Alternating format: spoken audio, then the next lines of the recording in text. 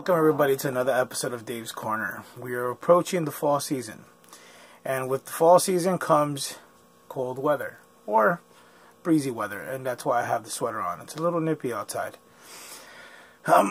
With this season, I promise that there's going to be a whole lot of new segments that are coming your way. We have, of course, Dave's Corner is always going to be there. It's going to be the review, but I'm going to be adding new things to it. I'm going to be adding news, upcoming news, for upcoming TV shows and all this new stuff that I found out. As well as Dave's Book Report, which is going to be my page or my videos of books that I've read. The new one is coming up soon, so stay tuned if you're into books and you want to hear my point of view on some of these books. Like I did one for Stephen King's It. Stay tuned. I'm right now. I'm in the process of reading The Shining, Stephen King's The Shining. I just finished another book before that, so I'll be doing a kind of like a not a review, but kind of like a what's the book about type video. But before I start talking about the movie review that I saw today, I mean, not that I saw today, but I saw this past weekend, I want to talk about some of the news that I found out that is coming out. I read today that they're making a reboot of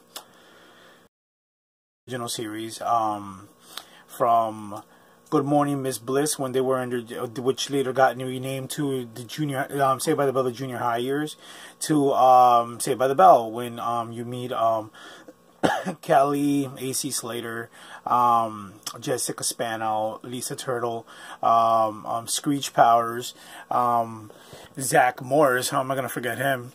And we got to see throughout all 5 years or 6 years of their high school hijinks, and until they finally graduated, and then we graduated to their Saved by the Bell, the college years, which only lasted for a season, but it was still, you know, nonetheless okay. And plus they had like 2 or 3 movies, Saved by the Bell Hawaiian Style and Saved by the Bell Zach and Kelly Get Married in Las Vegas or something like that. So it was a part of my childhood and me growing up. Saved by the Bell was a big part of my life. And now, although Elizabeth Berkley and Mario Lopez are attached to this new project, I do not know how I feel about this. I have a feeling it's going to be like Saved by the Bell, the new class, which lasted for a very long time, but it always had a new cast. The only consistent people that were in there was Screech and Mr. Belding. So I'm pretty sure those two are probably going to come back, and they're going to do their little, you know, their little comedy like they always did. I give this show a season or 2, and then it's gonna fall. I mean, none of the stuff that, I mean, yeah, Cobra Kai worked, and there's a couple of other shows that are, you know, still up there that were rebooted and they worked, but I don't know. The humor of today is not like the humor of yesterday. We had Fuller House lasted 4 seasons or something like that, maybe 4 or 5. And although it had bits and pieces of the old school that I grew up with, it still just it was missing something. It just, what was missing was my youth and the writers of my youth. Nowadays, they got all this new age crap involved in it that is just like nobody really cares. They try to do the same thing with Boy Meets World, when they remade with Girl Meets World, and it failed.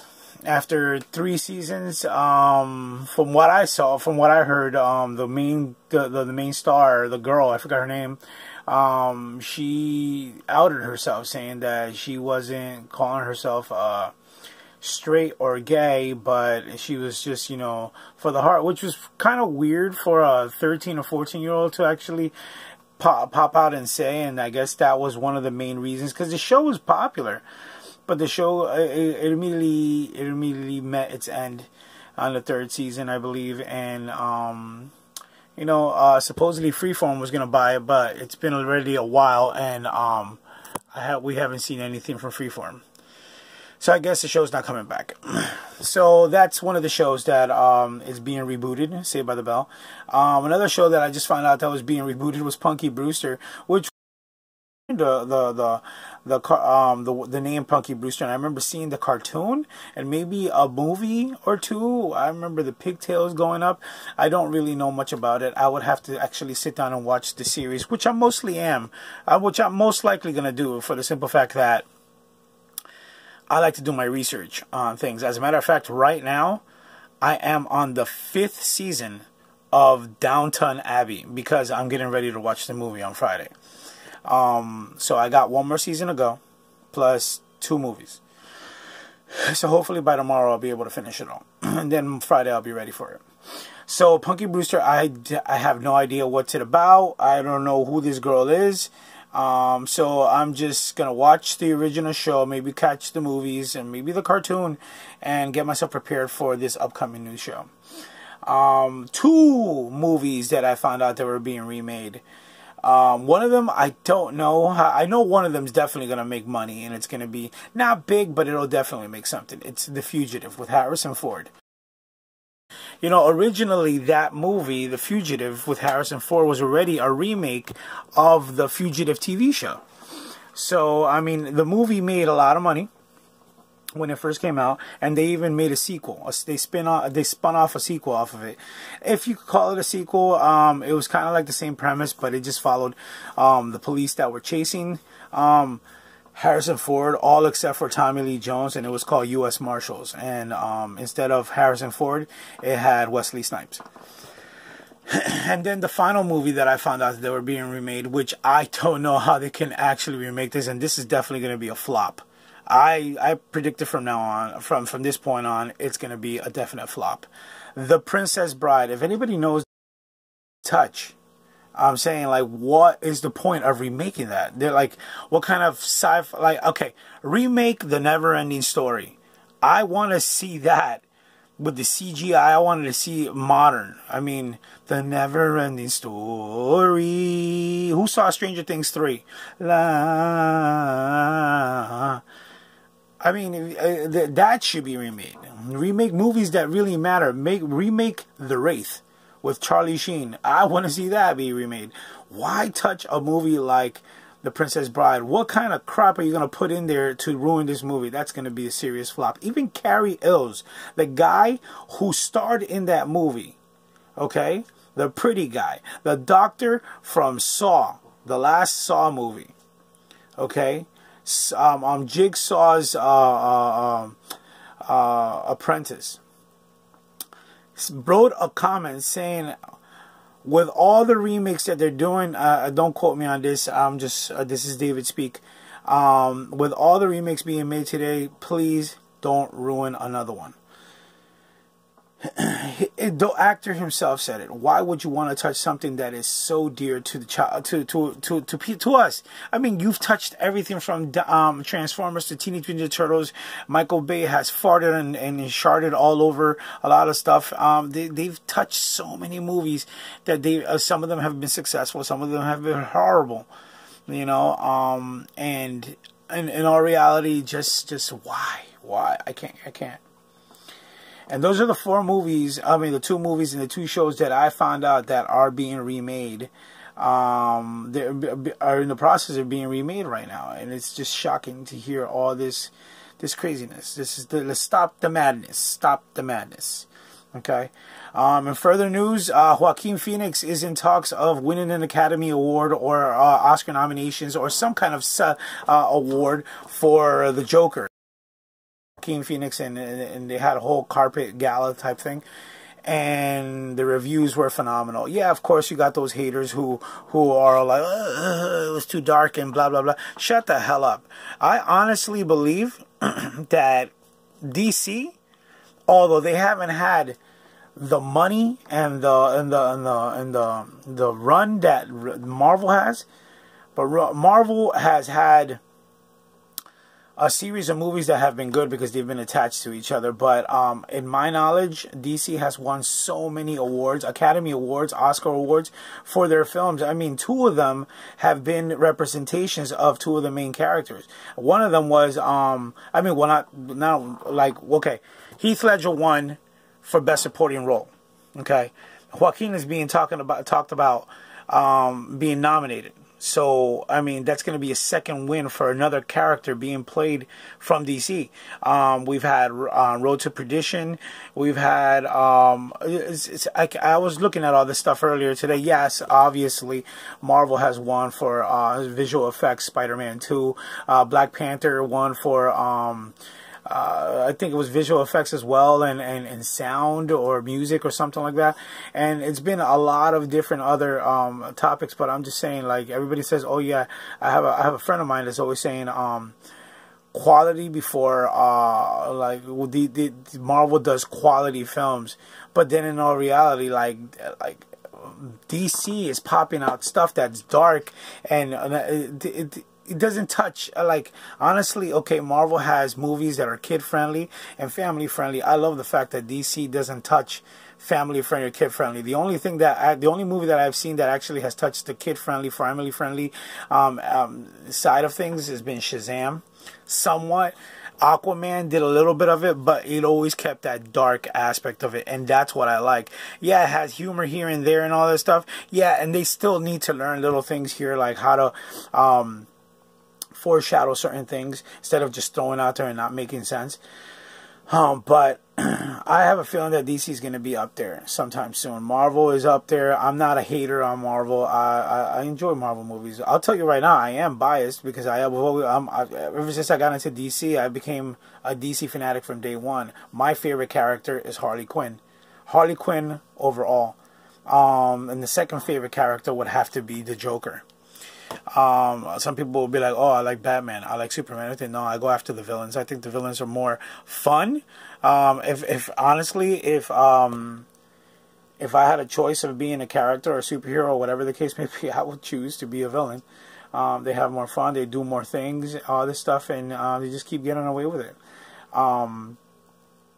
And further news, DC from what I read, don't quote me on this, I read it. I don't know if it's official yet. You know how they started you know how the Marvel had MCU, Marvel Cinematic Universe. Then turned to the worlds of DC. A lot of movies are still connected to the DCEU because they started it way before.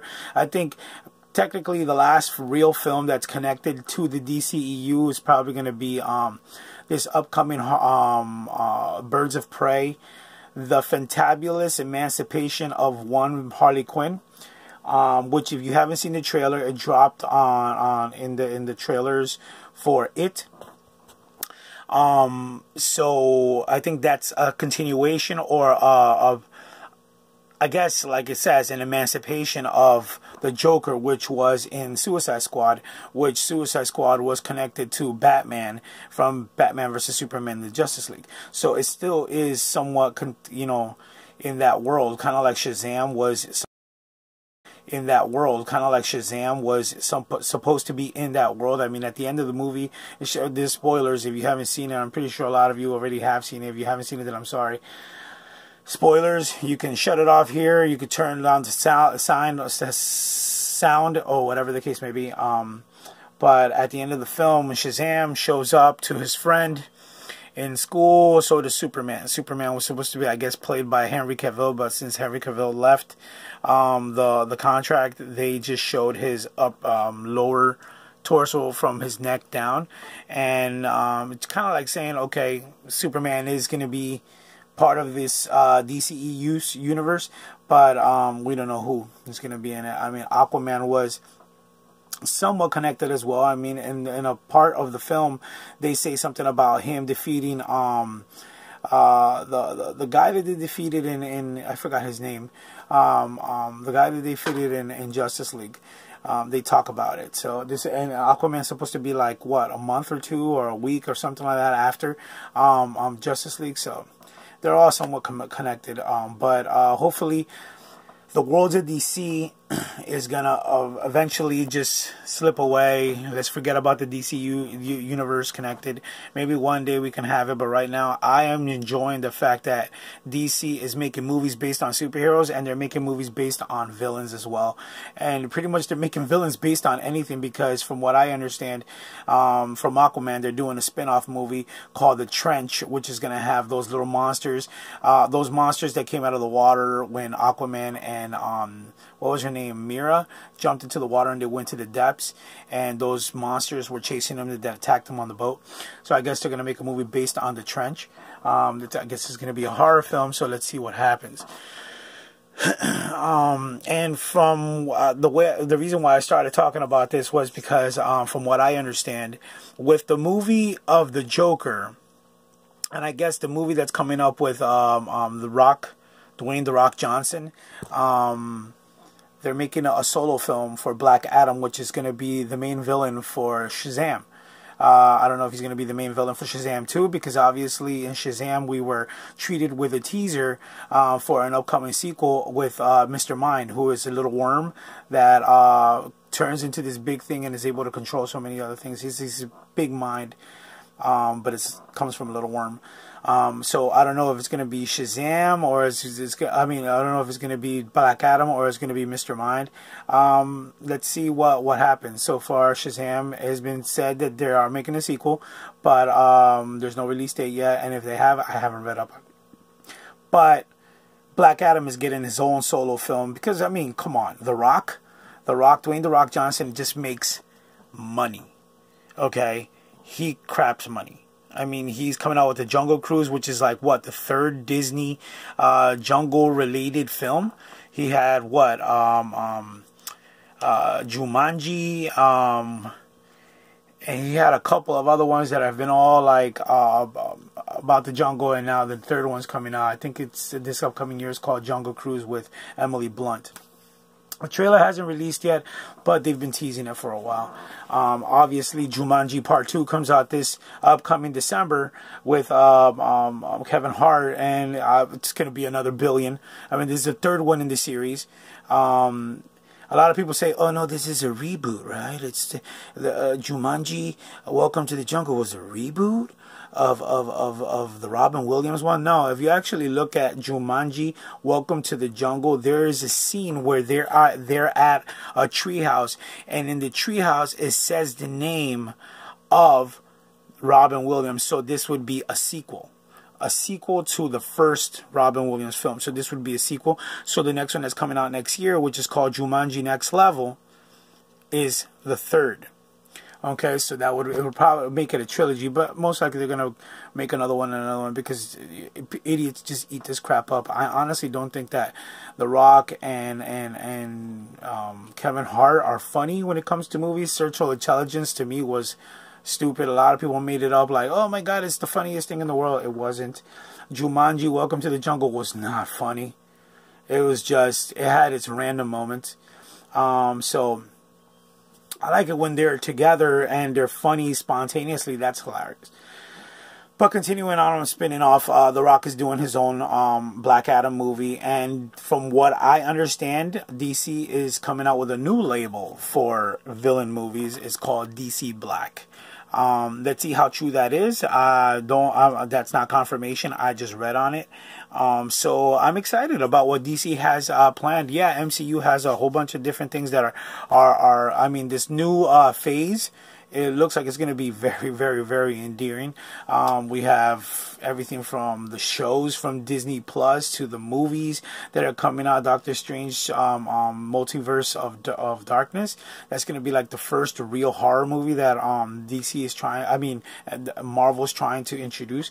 So I'm pretty psyched to see where they're going. I'm pretty psyched to see some of these new actors like Shang-Chi. I mean, these new superheroes, Shang-Chi.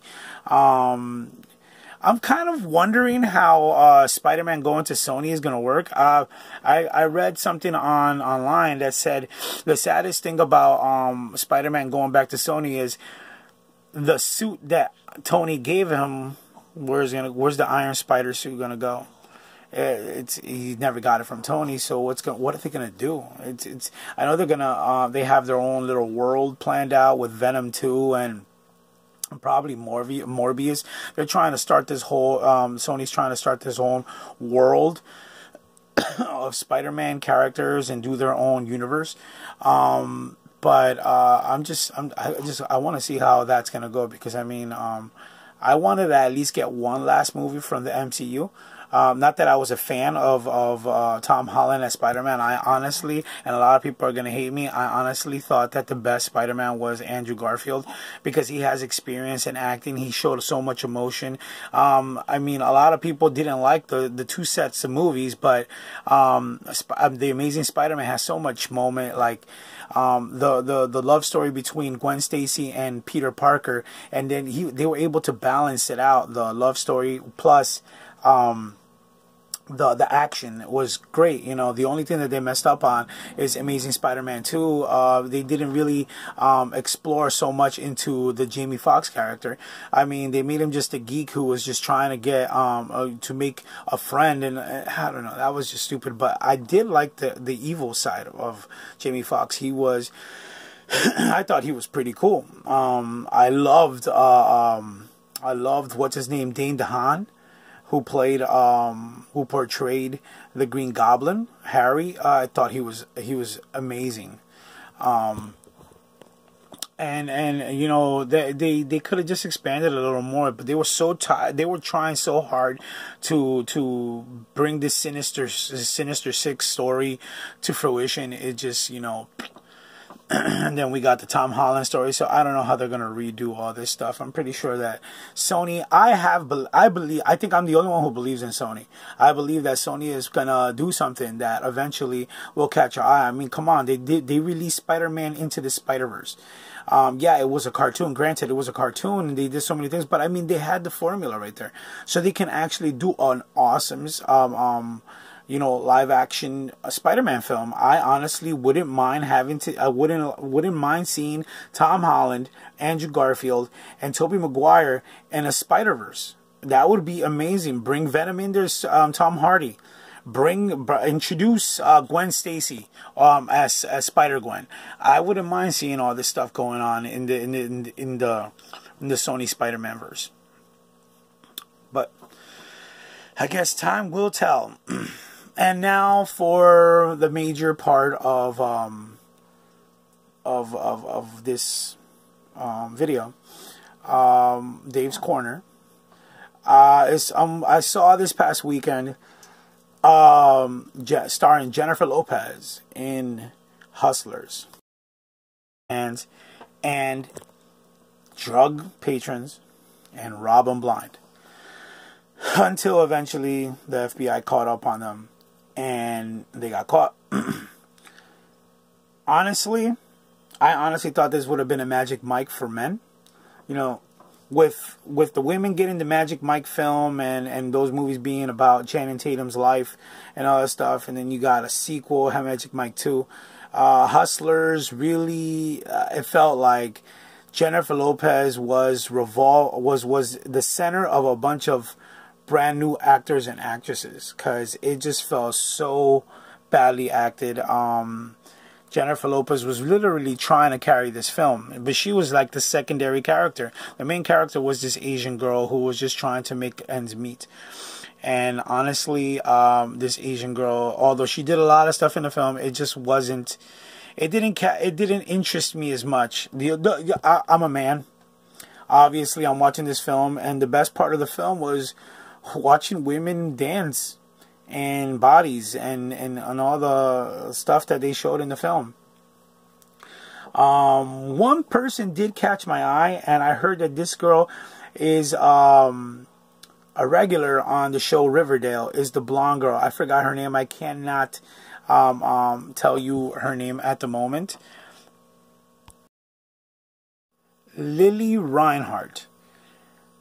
I could not take my eyes off of this girl. She is beautiful. I can't really say she was a good actress, although she had some of the most comical moments in the film. I won't tell you why, but when you watch it, if you watch it, you'll see why. I see her doing a lot more movies. I really hope she chooses good movies and not them teenage pieces of crap like Happy Death Day or the movies like Hellfest. Those movies are dead end movies that just kill actors and actresses. If you're gonna choose a horror film, choose an intelligent horror film that you'll survive, like Leonardo DiCaprio's Shutter Island. He survived off of that movie, and I mean, some of these I don't think that Leonardo DiCaprio can do a movie that'll fail and he'll lose his character. I mean, come on, Johnny Depp has done so many flops, and yet he still is one of the top selling actors out there. But this girl is brand new. Lily Reinhart is brand new. She's been on Riverdale and a bunch of other little shows and la la la. So this is her real break, Hustlers.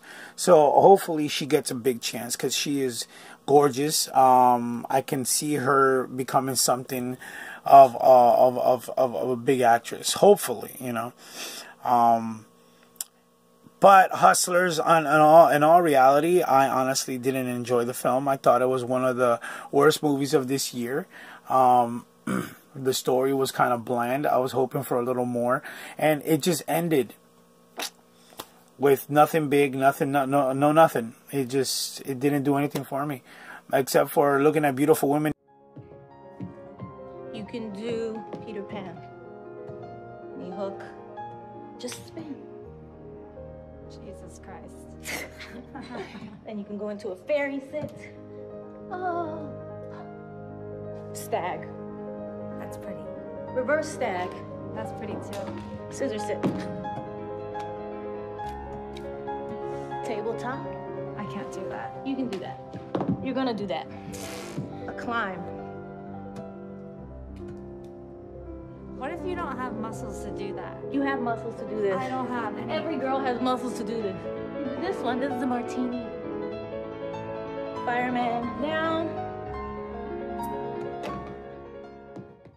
Jennifer Lopez, as naked as I saw her in this film, and the way she moved and all that stuff, you could tell she really did a lot of work to get into this movie. The last time an actress got so dedicated to doing some movie like this was Demi Moore, and after that her career just went three.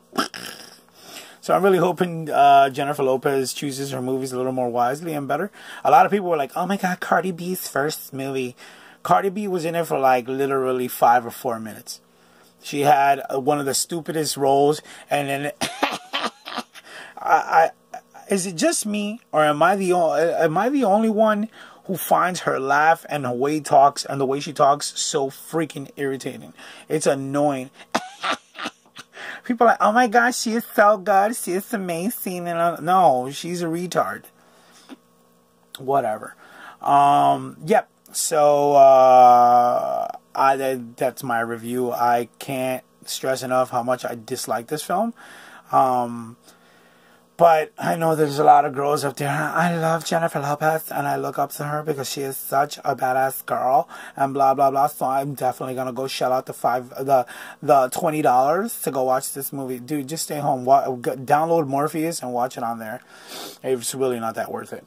Yep, that's my review. Until next time, this has been Dave's Corner. Stay tuned to Dave's Book Report sometime soon. I can't tell you when I'm going to be doing it if you guys are into books.